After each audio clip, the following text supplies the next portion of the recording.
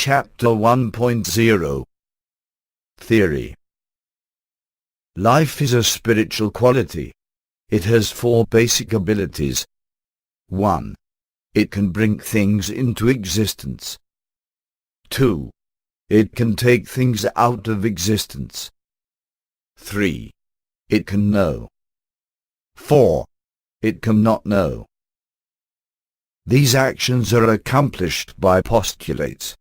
A postulate is a causative consideration. That which is brought into existence, taken out of existence, known or not known is called an effect. 1. The purpose of bringing an effect into existence is to make it known. 2. The purpose of taking an effect out of existence is to make it not known. 3. The purpose of knowing is to know. 4. The purpose of not knowing is to not know. Thus, 1.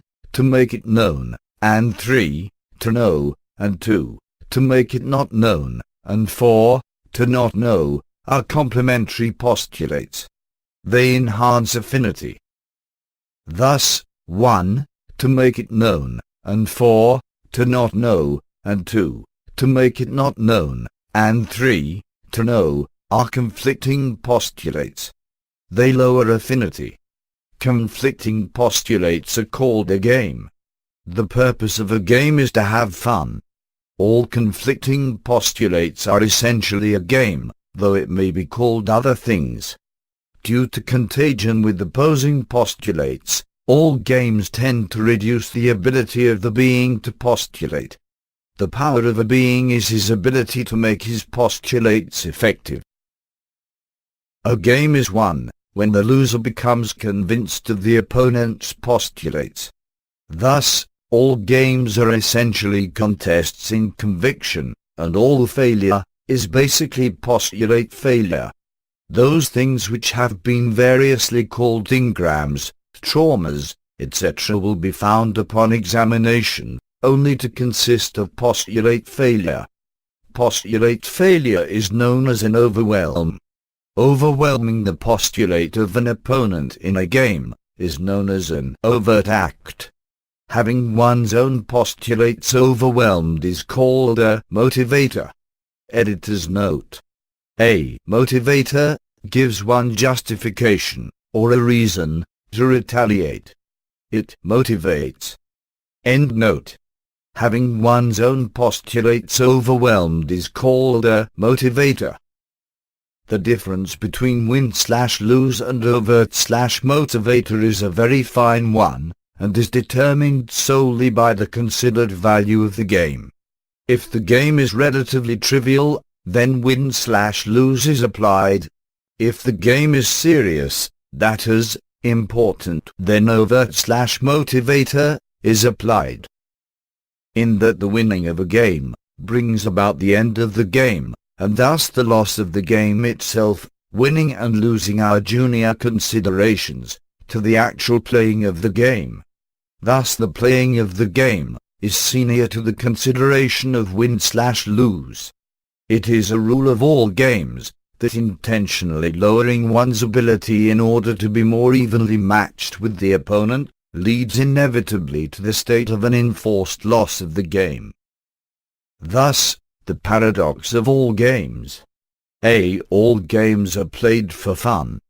B. To always win is no fun. C. To invite a loss is to eventually have a loss enforced upon one. Thus, eventual failure is the end result of all games. This is the dwindling spiral of ability of the being in the universe. After the loss of a game considered serious, the loser's only recourse is to blame the victor for overwhelming him. Thus, blame is the assignment of responsibility for the outcome of a game, with an implied wrongness. If the victor accepts this blame, it too is a postulate overwhelm, he feels guilt. Thus, blame and guilt are seen as two sides of the same coin. Where one is present you will always find the other. They are a pair, and are quite inseparable. Games are played in space, and need time, for their completion. In the absence of games, space and time cease to exist. Thus, conflicting postulates perpetuate space and time, while complementary postulates vanish it. A game, to be worth playing, must contain elements considered valuable. Value is monitored by the consideration of beauty, and is increased by scarcity.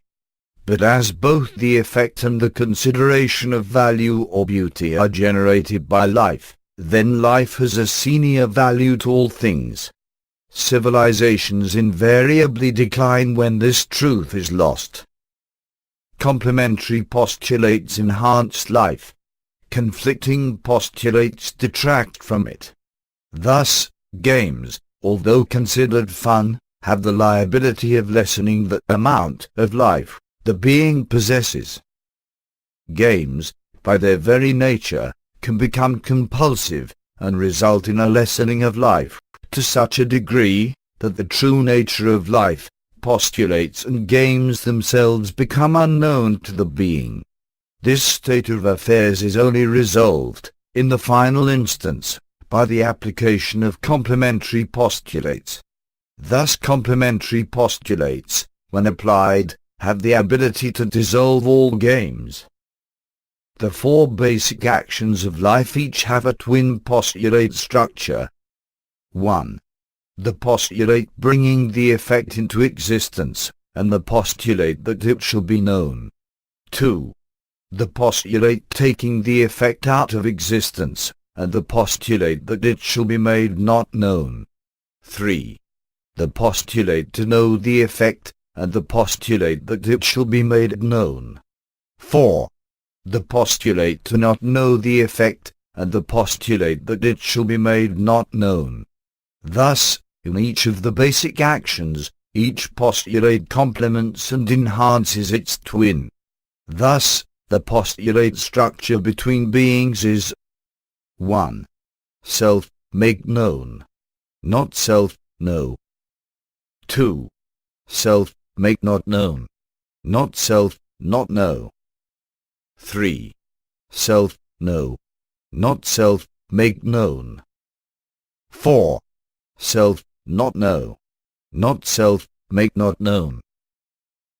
The self postulate is at one's own end of the communication line, and is called the self-determined postulate, SD for short. The other's postulate is the one you put at the other end of the communication line, and is called the pan-determined postulate, PD for short. Thus, when two beings, at different ends of a communication line, adopt 1 and 3, or 2 and 4, respectively, both their self-determined and pan-determined postulates match perfectly, and understanding occurs. However, when they adopt 1 and 4, or 2 and 3, respectively, there is conflict between their self-determined and pan-determined postulates, and understanding is correspondingly reduced. It is a law of all games that overwhelming failure causes the being to compulsively adopt the pan-determined postulate of his opponent. This is the postulate enforced upon him at his end of the communication line. A game, then, can be regarded as a conflict of postulates wherein a being endeavors to convince his opponent of his own pan-determined postulate, while resisting the pan-determined postulate arrayed against him. All games, despite their seeming complexity, can be reduced to this basic simplicity and thus understood. All games contain conviction. Conviction, by definition, is an enforcement of knowingness. Enforcement of knowingness is called importance. Importance is the basis of all significance. Essentially, importance is a must. In games of play, our four basic abilities become 1. Self-determined postulate of must be known versus pan-determined postulate of must know. 2. Self-determined postulate of must not be known versus pan-determined postulate of must not know. 3. Self-determined postulate of must know versus pan-determined postulate of must be known. 4. Self-determined postulate of must not know versus pan-determined postulate of must not be known. That which is considered important tends to persist and to become more solid. Solidity and persistence, the need for, are thus the basic conviction phenomena in games. Things are made more solid and more persistent to convince others of their existence. The mechanism is entirely reversible. That which is persisting and solid is tended to be regarded as important. Any importance is relative to, and can be evaluated against, any other importance. There is no absolute importance. Thus, what the being considers important is relative to the being and the games he is playing. Thus, any field of knowledge which postulates an absolute importance is at variance with natural law. The search for deeper significance into life, or the mind, is only the search for prior, or greater importance. In that all importance is relative to all other importance, it is both a fruitless and endless search. Various past researchers in this field have claimed to have discovered basic importances of a more or less absolute nature, for example, sex, survival, etc. And then they proceeded to develop a therapy based upon their discovery. We can now see clearly why they failed. The button is importance. Having now found it, we can stop looking for it. The amount of conviction required to convince a being of the existence of a postulate is relative to the being and the games he is playing. A game's rule is an agreement between beings denoting permissible play. However, game's rules, being postulates themselves, and being junior to the game's postulates, also become subject to game's play. Thus, law, justice, etc., become themselves a game's condition, and are subject to, and junior to, the basic laws of games. Thus, any game's rule, once introduced, immediately becomes subject to a game's condition in its own right. Thus, the only immutable laws are the four basic abilities of life itself. All else tends to be of a transient nature. Editor's note.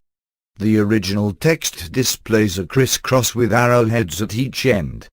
The numbers 1, 2, 3, and 4 are at each arrowhead. End note. Collecting and numbering our four basic, self-determined postulates we get. At top left, 1. Must be known. At bottom left, 2. Must not be known. At top right, 3. Must know. At bottom right, 4. Must not know. The basic games are shown with top left 1, opposed by bottom right 4, and bottom left 2, opposed by top right 3. These four numbers we shall call the legs of the basic game. The oppositions are shown by the arrows, top left to bottom right, 1 to 4, and the arrows top right to bottom left, 3 to 2. In that it is not possible to play a game with an effect until it has been brought into existence. All games with an effect start at 1. Due to progressive postulate failure, the being progresses round the legs of the basic game in the following manner. The being at 1 is in opposition to 4, whom he is endeavoring to convince that the effect should be known. 4, on the other hand, is doing a mustn't know on the effect, and his pan-determined postulate is mustn't be known. If 1 fails, he will adopt the pan-determined postulate of 4, and will move from leg 1 to leg 2 regarding the effect.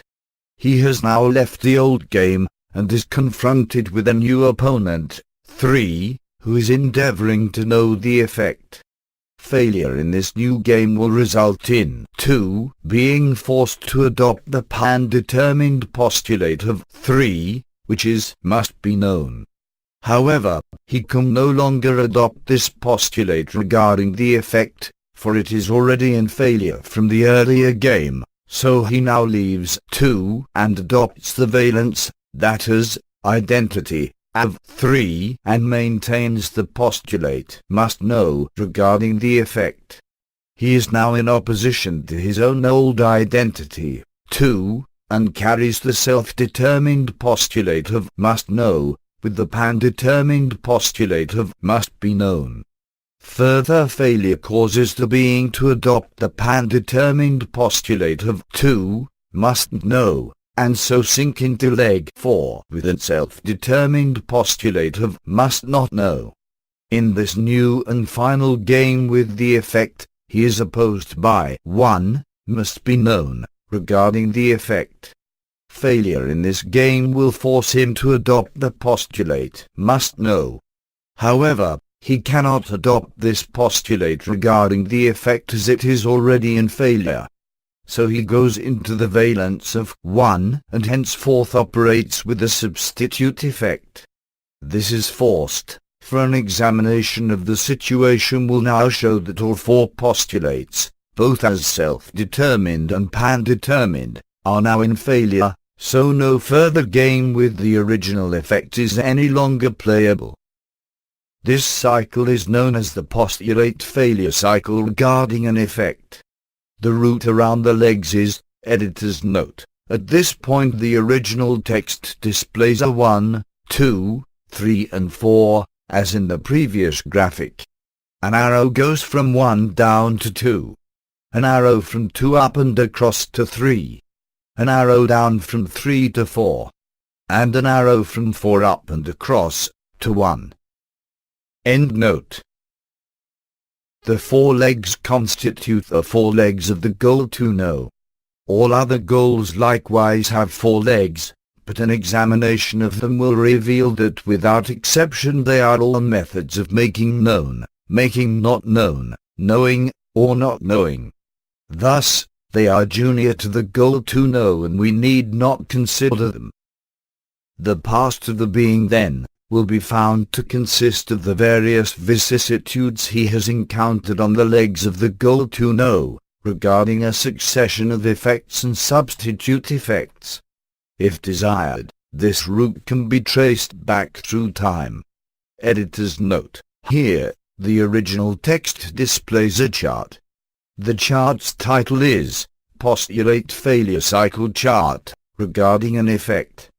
The left side shows a column for self as origin of the effect, and a column for self as receipt of the effect. The right side shows a column for other, or not self, as origin of the effect, and a column for other/not self, as receipt of the effect. There are 16 rows, numbered 1A, 1B, 2A, 2B, etc., continuing to 8A, 8B. As it will likely be impossible to fully grasp the chart's significances by listening to the description in this audio, it is highly advisable to obtain and study the original PDF for full understanding. Go to tromhelp.com. Look for the original 1994 edition of TROM, The Resolution of Mind. The rows: 1A. Self, receipt point of must know, pairs with, not self origin point of must be known. This is a motivator overwhelm of, forced to know. 1B. Self, receipt point of must know, pairs with, not self origin point of must be known, is a game. 2A. Self, origin point of must know, pairs with, not self receipt point of must be known, is a game. 2B. Self, origin point of must know, pairs with, not self-receipt point of mustn't be known. This is an overt overwhelm of preventing from being known. 3a. Self-receipt point of mustn't know pairs with not self-origin point of mustn't be known. This is a motivator overwhelm of prevented from knowing. 3b. Self-receipt point of must know pairs with not self-origin point of mustn't be known is a game. 4a. Self-origin point of must know pairs with not self-receipt point of mustn't be known is a game. 4b. Self-origin point of must know pairs with not self-receipt point of must be known. This is an overt overwhelm of forcing to be known. 5a. Self-receipt point of must be known pairs with not self-origin point of must know. This is a motivator overwhelm of forced to be known. 5b. Self-receipt point of mustn't be known pairs with not self-origin point of must know is a game. 6a. Self-origin point of mustn't be known pairs with not self-receipt point of must know is a game. 6b. Self-origin point of mustn't be known pairs with not self-receipt point of mustn't know is an overt overwhelm of preventing from knowing. 7a. Self-receipt point of mustn't be known pairs with not self-origin point of mustn't know is a motivator overwhelm of prevented from being known. 7b. Self-receipt point of must be known pairs with not self-origin point of mustn't know is a game.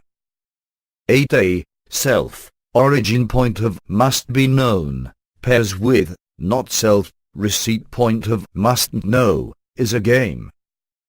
8b. Self-origin point of must be known pairs with not self-receipt point of must know is an overt overwhelm of forcing to know. End of chart. Editor's note. By the word valence is meant, loosely, identity. End editor's note. Author's note. The time track runs from 8 to 1. You work from 1 to 8, around and around. There is a valence shift on the track between 1 and a new substitute effect entered at 8b. Also a valence shift occurs between 5a and 4b. It is to be noted that valence shifts are always diagonally across the goals package. The valence the being goes into is called the winning valence. The valence he comes out of is called the losing valence. Thus, legs 1 and 3 are winning valences, and legs 2 and 4 are losing valences. Shifts from legs 1 to 2, or 3 to 4, are not valence shifts. They are merely the superimposition of a mustn't postulate over an existing must postulate, now in failure. All valence shifts involve the adoption of a new identity, whether real or imagined. The repository of these experiences on the goal, to know, regarding a succession of effects and substitute effects, we call the mind. Basically then, the mind is best considered as a collection of past importance. Due to their intrinsic nature, past importances have a command power over the being in the present. However, as these various past importances are contacted and re-evaluated to present time realities, the mind will be found to become progressively less persisting and less solid, and will finally vanish. Nevertheless, the being can at any time, by re-injecting sufficient fresh importance into any part of it, cause it to reappear in any desired solidity. Needless to say, when this stage is reached, the mind will no longer have a command power over the being, and his full abilities will be restored. The command power of the mind over the being is only the command power of the postulates it contains. Once these have been contacted and re-evaluated to present time realities, the mind, as an entity, will be found to vanish. As the mind contains no postulates that have not been put there by the being during the playing of various games through time, it is of no value to him, and unless required for reference or aesthetic purposes, is best kept in a state of vanishment. The being enters games at a desire level. They later become an enforcement, and then an inhibition. Thus, the being will be found to be in a game's condition regarding his past games.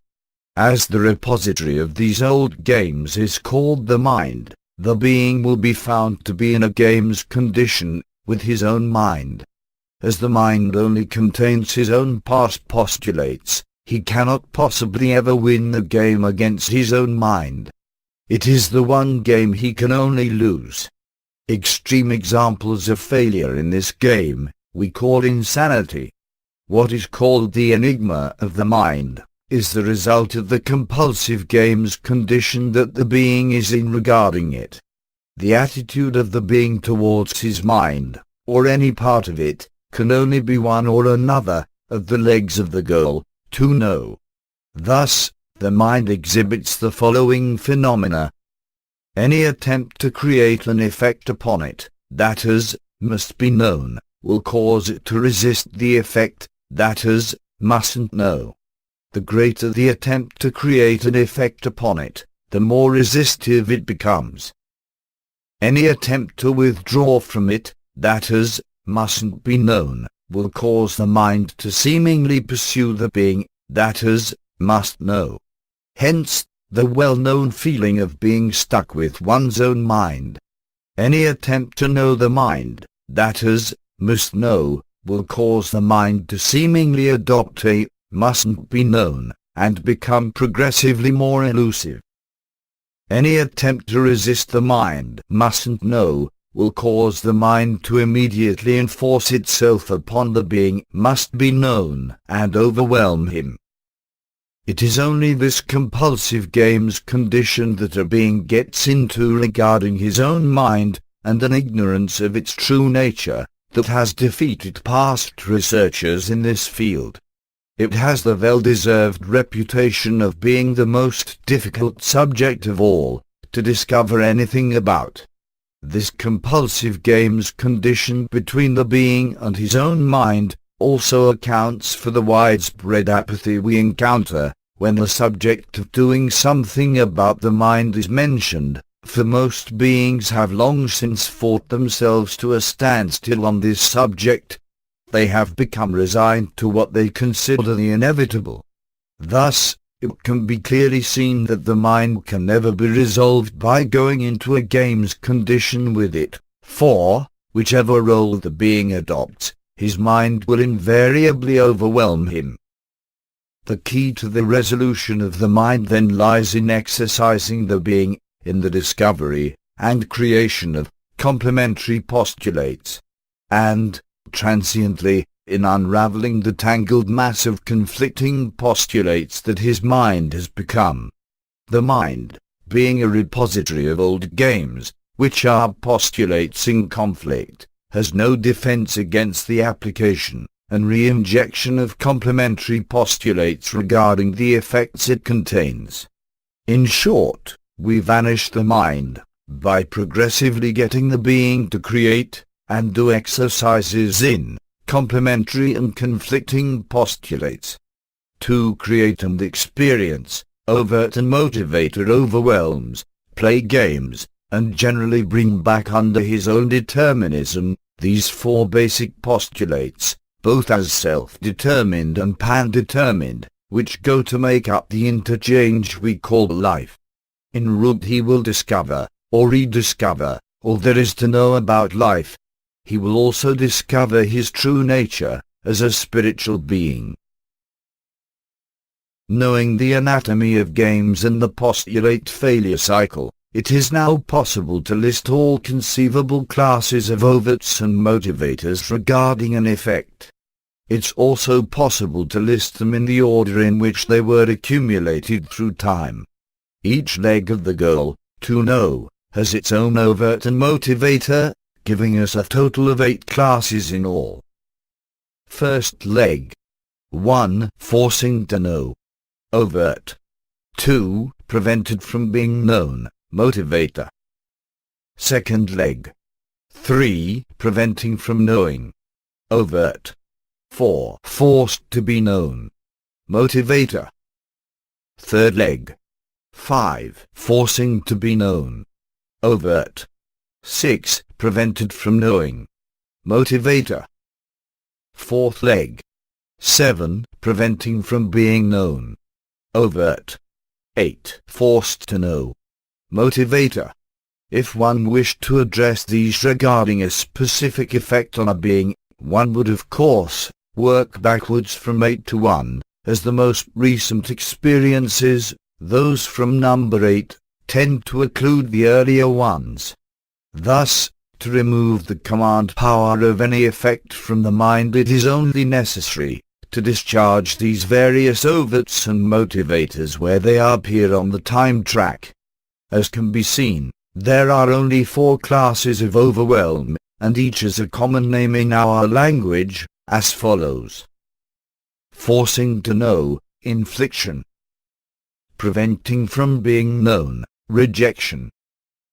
Preventing from knowing, deprivation. Forcing to be known, revelation. Infliction/rejection and deprivation/revelation each form a pair, and are associated with one or other of the 2 basic games. Namely, Leg 1 commits the overt of infliction, and suffers the motivator of rejection. Leg 2 commits the overt of deprivation, and suffers the motivator of revelation. Leg 3 commits the overt of revelation, and suffers the motivator of deprivation. Leg 4 commits the overt of rejection, and suffers the motivator of infliction. Author's important note. It must be realized that these 4 words are only substitutes for the exact postulates, as given in the postulate failure cycle chart, and should only be used with that in mind. Thus, they may prove useful early on, but later the exact postulates as given on the chart must be used, if you ever wish to take the mind apart cleanly. People do tend to become more or less fixed in one or other of the legs of the basic game, and take on the personality characteristics of the postulate they are dramatizing. Namely, must be known, outflowing, extrovert, persuasive, creative, often prone to jealousy, overts by infliction, and very upset by rejection. He got into this leg by being overwhelmed by a must be known, whose valence he now occupies. Mustn't be known. Restrained outflow. Retiring. Devious. Secretive. Obsessed by privacy. Tends to collect mass and wealth by the simple expedient of not being able to outflow it. Overts by deprivation, and very worried by the thought of their secret wheeler dealings being revealed. He got into this leg by being overwhelmed by a mustn't know, while being in the must be known leg. He now dramatizes the mustn't be known pan-determined postulate of his overwhelmer. Must know. Inflow. Nosy. Curious. Inclined to be highly sensual. Demands open communication lines. Hates secrets, and loves exposing them. Good solver of puzzles. Overts by revelation, and just hates being deprived of things. He got into this leg by being overwhelmed by a must know, whose valence he now occupies. Mustn't know. Restrained inflow. Rejection. Compulsively makes nothing out of things. Destructive. Overts by rejection, and dreads having anything inflicted upon him. Contrary to popular opinion, he did not get this way by having things forced upon him.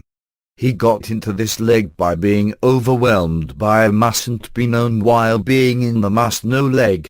He now dramatizes the mustn't know pan-determined postulate of his overwhelmer. He's been overwhelmed by deprivation. Most people are a composite of the above types, but you will come across an almost pure type occasionally. Generally speaking, the more inflexible the personality, the more it will tend towards a pure type. It can also be seen that the class of motivators the being complains of not only tells you the type of overts he compulsively commits, the leg of the basic game he is dramatizing, but also just how he got into that leg. Thus, the data is of inestimable value when dealing with the mind. The entire secret of making any mental mass vanish is to re-evaluate its importance to present-time realities, to the point where it is considered so trivial that there is no longer any need to keep it in existence, at which moment the mass can be easily not known, and will promptly vanish. While the mass is considered important, it will continue in existence, and the being will continue to know it, even though trying desperately to not know it. To try and vanish a mass, by means of force, while still holding the consideration that it is important, is thus the height of stupidity, and can only lead to frustration and failure. Thus we see that the re-evaluation of past importances is the only step required to achieve the vanishment of any mental mass. As a successful psychotherapy can be defined as a system that brings about the vanishment of unwanted mental conditions, we see that this data is vital to our goal. The ability to assign and unassign importances, while native to the being, will be found to require some attention on the route out.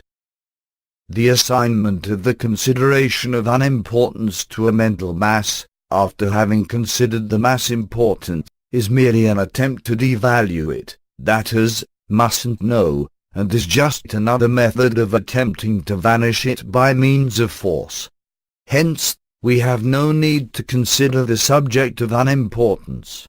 Once one grasps that the need to regard a thing as unimportant is an importance in its own right, one has entirely got the flavor of all this.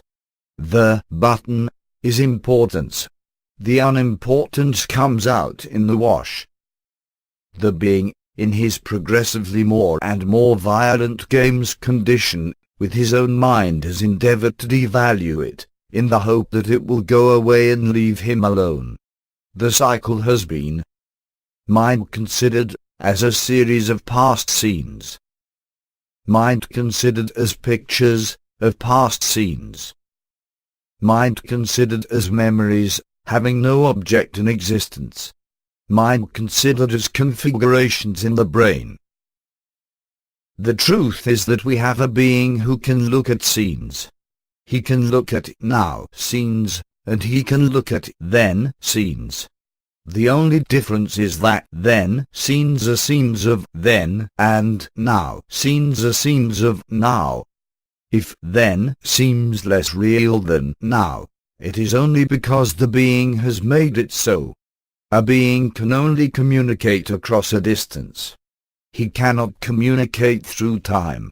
So when he is looking at a then, he is looking at it now. Whatever he looks at now. A being can view now from any viewpoint. A being can view then from any viewpoint. Thus, every moment in time is a complete universe which is viewable to the being. Viewpoint here is used in the sense of a position from which to view, and not in the sense of holding a mental opinion. Thus, a being is natively capable of viewing every particle that has ever been brought into existence in this, or any other universe, from any viewpoint he so desires. He is also natively capable of taking any of these particles back out of existence again, if he so desires.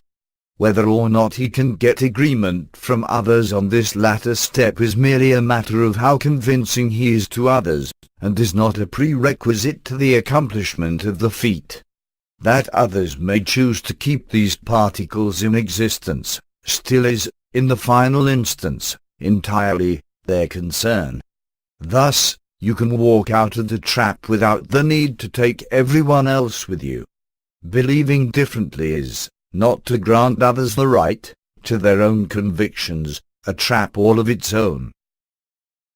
Any changes you bring about, whether changes in then or changes in now, you bring about now. So any changes you make to then, later than when the event occurred, will not ipso facto produce changes in now. Thus, what is called the time paradox is exposed for the lie that it is. If this concept seems difficult to grasp, it is only because one has become used to the idea of moving through time. This is an illusion brought about by entrapment in mass, which is enduring through time. Only the particles, the effects, are created, made to endure, and are finally destroyed. The spiritual being, the creator of all these postulates, is utterly timeless. Once one fully grasps this, it is easy to see that changing the past does not ipso facto produce a change in the present. The law of duality. This states that the assignment of importance to a thing, or class of things, automatically assigns importance to the opposite or absence of those things. Thus, if life is considered important, then death, the absence of life, has also been granted importance.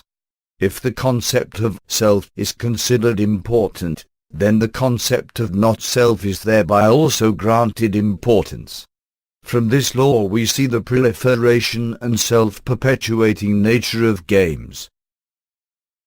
Time breaking. The evaluation of things, one against the other, is achieved by the noting of differences and similarities between them. The ease of evaluation is inversely proportional to the considered spatial and/or temporal separation of the things being compared. Thus, evaluation is easiest when the two things are placed side by side in the same moment of time. The limit is reached when the two things are viewed simultaneously, for then no time elapses while the attention shifts from one to the other. Thus, a then importance and a now importance are best evaluated when viewed simultaneously in the same moment of time, now. The general action of simultaneously viewing a then and a now scene is called time breaking. The name derives from the fact that the action of time breaking breaks the temporal separation of then and now, and thus removes the command power of the past scene so time broken. That which has been time broken no longer has a command power over the being. Time breaking and going solo. The ability to time break is native to the being, but due to the compulsive games condition the being is in, regarding his past, the ability has been to a greater or lesser degree lost, and for many will have to be learned again almost from scratch. They are exercises to improve the ability. These are given in the level 1 and 2 sections. Time breaking is the basis of all psychotherapy. When the patient tells his therapist of some past happening, he is time breaking the happening. The therapist and the incident are thus brought into the same moment in time, now. However, a being can learn to time break solo, and thus dispense with the need for a separate therapist. The mechanism is in no way dependent upon the presence of another person. As he becomes more and more proficient in the skill, the being soon reaches a stage where the presence of a separate therapist is not only unnecessary, but is actually slowing down the patient's progress. He can time break much faster than any separate therapist could conceivably follow, and the continual need to keep reporting progress to the therapist becomes increasingly inhibitive of gains. Mankind has always known that telling his troubles to another was helpful, but has attributed it to some quality in the other person, or to the fact that he is talking to him. But this is not so. The benefit was always derived from the mechanics of time-breaking, the simultaneous communication with then and now. Now that the true facts are known, a separate therapist is only required, until such time as the patient is confident that they can do the job alone. From the viewpoint of the therapist, it's a matter of helping another, until such time as they are capable of helping themselves, and all assistance should be given with this view in mind. Any other approach, although undoubtedly good for business, is just not in the best interest of the patient. The mind is like an itch. Although early on the being might require a separate therapist to scratch it for him, he must be encouraged to do his own scratching, or he'll be needing a therapist to scratch his itch forever. Dependence upon the therapist must never be permitted to build up, and at all times the patient should be encouraged to stand on his own feet. It is his mind. He created it. He is maintaining it, and in the final instance, only he can vanish it. The intensity of the compulsive game's condition between a being and his past is the sole factor that determines whether he can walk out of the trap unaided, or will in the early stages require assistance from a separate therapist. There is in fact a test which readily determines whether a being can go solo from the word go, or will need assistance early on from a separate therapist. Due to the nature of the compulsive game's conditions between a being and his past, the more he is willing to time break it, the less he has to time break. Very soon he is left with nothing to time break, and has to actively stimulate the past if he wishes to continue the exercise. He soon goes from the cringing victim, afraid to tamper with his mind, to the triumphant victor, pursuing the remnants wherever he can find them. Life and life forms. Life is undoubtedly the most abundant phenomena on the surface of this planet, as it is in the entire universe. Only the most superficial glance through a microscope at a drop of pond water, coupled with the realization that every cell in the body is alive in its own right, is sufficient to convince all but the invincibly ignorant of the fact.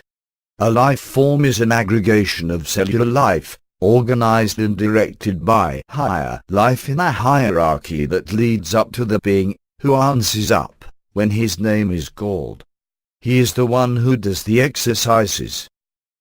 The human body is thus a life form and a complex cellular structure. It is also a mammal, and a member of what is called the higher ape family. A knowledge of the eating, mating, cultural, and social habits of this ape are invaluable to any being who wishes to walk this route.